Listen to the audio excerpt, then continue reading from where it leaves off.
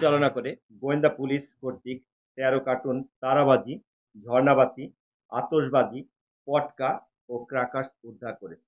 ডিবির বেশ কয়েকটি আভিযানিক দল এতে অংশগ্রহণ করে। অভিযানকালে আতশবাজি, পটকা ও অবৈধ বিস্ফোরক ক্রয় বিক্রয় ও মজুদের সাথে জড়িত থাকার অপরাধে ইতোমধ্যে দুজনকে গ্রেপ্তার করা হয়েছে। গ্রেপ্তারকৃতরা হলো ইমরানুল ইসলাম বয়স 24 এবং শাওন বয়স 18। এসব অবৈধ আতশবাজি, পটকা ও বিস্ফোরক দ্রব্যসমূহ জব্দ করা হয়েছে এবং আটককৃতদের বিরুদ্ধে আইনানুগ ব্যবস্থা প্রক্রিয়াধীন রয়েছে। এছাড়া এ সংক্রান্ত গোয়েন্দা পুলিশের অভিযান চলমান রয়েছে। ইংরেজি নববর্ষ উপলক্ষে যে কোনো ধরনের অনাকাঙ্ক্ষিত পরিস্থিতি ও দুর্ঘটনা এড়াতে ঢাকা মেট্রোপলিটন পুলিশ কমিশনারের পক্ষ থেকে সকল প্রকার আতশবাজি, পটকা ফোটানো ও ফানুস উড়ানো থেকে বিরত থাকার জন্য সকলকে বিনীত অনুরোধ করা হলো। ইলেকট্রনিক ও প্রিন্ট মিডিয়ার সম্মানিত সাংবাদিকবৃন্দ, ডিএমপির মিডিয়া শাখায় উপস্থিত থাকার জন্য আমাদের পক্ষ থেকে আন্তরিক ধন্যবাদ ও কৃতজ্ঞতা জানাচ্ছি। কঠিন থাকবে, কঠোর থাকবে এবং আমরা ইতোমধ্যে বিভিন্ন সোর্স থেকে আমরা যে সমস্ত ইনফরমেশন পেয়েছি তার ভিত্তিতে আমরা অভিযান পরিচালনা শুরু করেছি।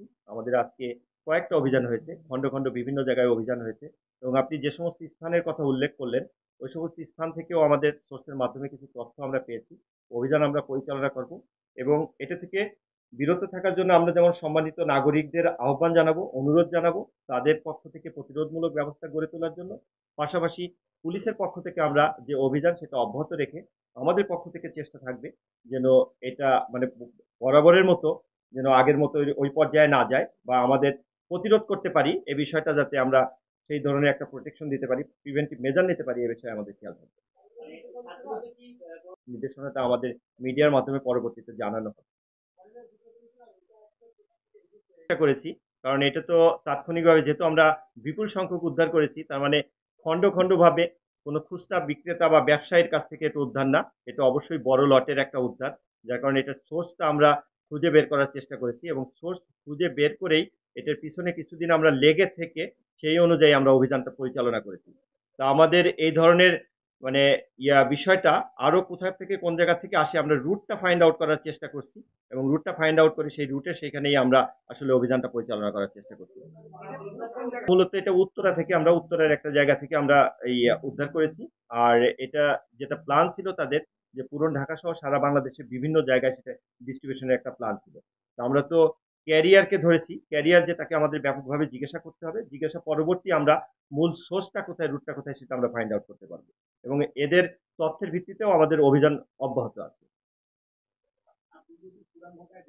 প্ল্যান আমাদের আছে, আমাদের একটা নির্দেশাবলী আসবে, মাননীয় কমিশনার মহোদয়ের পক্ষ থেকে নির্দেশাবলী আসবে এবং আমাদের শুধুমাত্র ডিবি না, এটা এই থানা পুলিশ, যেটা থানা পুলিশও তাদের কার্যক্রম অব্যাহত রেখেছে এবং আমরা যেখানে তথ্য পাচ্ছি তথ্য পাওয়ার সাথে সাথেই আমরা সেখানে অভিযান পরিচালনা করছি।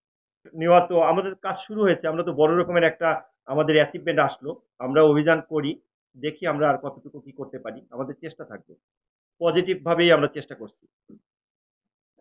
এইভাবে বড় লটের অভিযান পরিচালনা করে হয়েছে কিনা, তবে যেহেতু হয়েছে আমাদের প্রতি আশা রাখতে হবে এবং বিশ্বাস রাখতে হবে যে আমরা কার্যক্রমটা যথার্থভাবে করতে পারবো।